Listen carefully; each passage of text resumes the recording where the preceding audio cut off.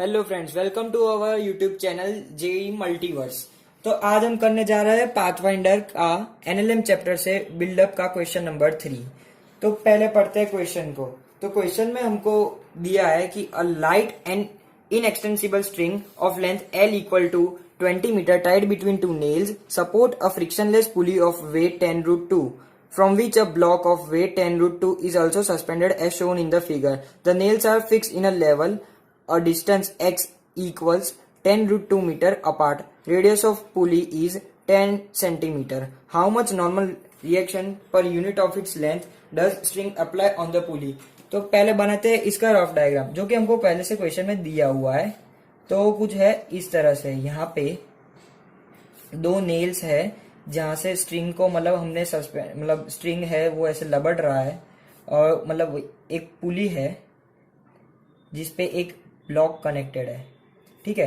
और क्वेश्चन में दिया है कि ये जो ब्लॉक है उसका वेट है 10√2 न्यूटन, ये जो पुली है उसका भी वेट है 10√2 न्यूटन, और ये जो पूरी स्ट्रिंग है उसकी लेंथ भी दी है 20 मीटर्स, और इन दोनों के दो नेल्स के बीच का डिस्टेंस दिया है 10√2 मीटर्स। तो आइए बनाते हैं, मतलब इनके मतलब रिलेशंस देखते हैं कि क्या होगा, ठीक है। तो ये हमने बना दिया है, ठीक है। और यहाँ से ऐसे एक स्ट्रिंग जा रही है और ये एक ब्लॉक है। अब ये देखे तो ये है 10√2 और ये कितनी हो जाएगी 10 मीटर, ये भी 10 मीटर। क्यों ये एकदम सेंटर में होगी पुली? क्योंकि इसको नेट टॉर्क ऑन मतलब नेट टॉर्क है और फोर्सेस है, अदर फोर्सेस वो जीरो करना है। क्योंकि ये जो पूरा सिस्टम है वो इक्विलिब्रियम में है, ठीक है। तो यहां से अगर हम एक लाइन खींचे तो हमको क्या मिलने मिलेगा, ये एक ट्राइंगल, ये दूसरा ट्राइंगल। कैसे होगा? ये कुछ इस तरह से होगा। ये इसकी लेंथ हो जाएगी 5√2, इसकी लेंथ हो जाएगी 10, और ये कुछ एंगल हो जाएगा थीटा। ये परपेंडिकुलर डाला है हमने यहाँ से, ठीक है। तो ये एंगल कितना होगा, और ये हो जाएगा 90 माइनस थीटा। ये एंगल हो जाएगा 10 cos थीटा इक्वल टू 5√2। तो cos थीटा इक्वल टू 5√2/10, जिससे मिलेगा 1/√2। तो cos थीटा 1/√2 कब होता है? थीटा इक्वल टू 45 डिग्री पे। ये 45 डिग्री है तो ये वाला एंगल है, ये वाला वो भी 45 हो जाएगा, ठीक है। अब हम आते हैं अपने ओरिजिनल क्वेश्चन पे। अब इसमें हमको निकालना है कि नॉर्मल पर यूनिट ऑफ लेंथ कितना होगा स्ट्रिंग का। तो इसको मान लेते हैं n डैश, और इसकी वैल्यू हमको निकालनी है क्वेश्चन में, ठीक है। ये पुली है, इसे ब्लॉक टंगा है, ठीक है। इसका वेट खुद नीचे होगा 10√2 न्यूटन, और प्लस उस पे ये जो ब्लॉक है वो भी 10√2 न्यूटन नीचे की तरफ लगा रहा है। अगर ये सिस्टम को हमको इक्विलिब्रियम में रखना हो तो हम क्या करेंगे? ये जो पुली है उस पे 20√2 का ऊपर लगाएंगे। क्यों? ये 10√2, ये 10√2, तो मिला के 20√2 नीचे फोर्स है, तो उसको अगर हम उतना ही ऊपर लगाए तो ये जो पुली है उसमें नेट फोर्स 0 हो जाएगा और ये इक्विलिब्रियम में हो जाना है। तो हमको वही करना है। तो हम 20√2 ऊपर की तरफ लगाएंगे, और वो लगाएगा कौन? ये जो कॉन्टेक्ट में जितना जो स्ट्रिंग है वो लगाएगा।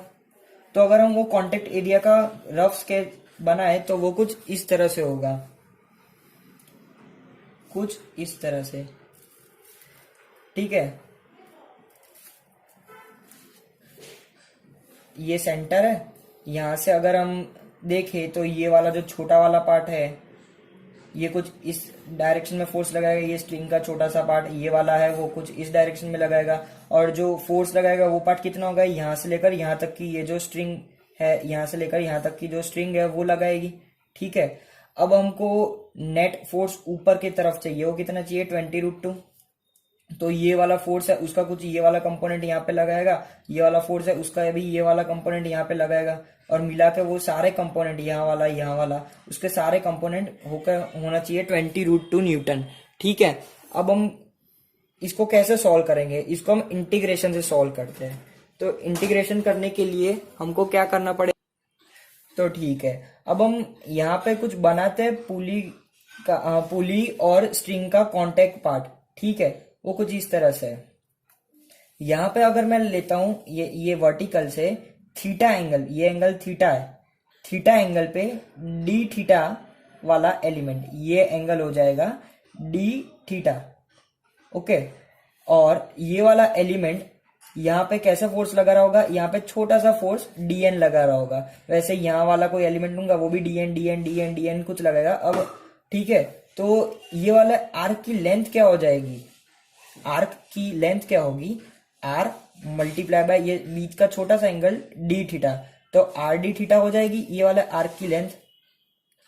वैसे ही अगर मैं यहां से हमने लिया था थीटा एंगल पे डी थीटा वाले एंगल पर एक एलिमेंट, तो ये आर्क लेंथ फिर से हो जाएगी आर डी थीटा, और यहाँ पे डीएन फोर्स ही लगा रही होगी, और ये एंगल कितना हो जाएगा, वर्टिकली अपोजिट है तो वो भी थीटा, ये वाला भी इससे वर्टिकली अपोजिट थीटा हो जाएगा। ठीक है, तो ये हम dn की वैल्यू हमको लिखनी हो तो वो हम क्या लिखेंगे, dn equal to n dash normal पर यूनिट लेंथ, नॉर्मल पर unit length n dash multiply by उसकी लेंथ कितनी है आर डी थीटा।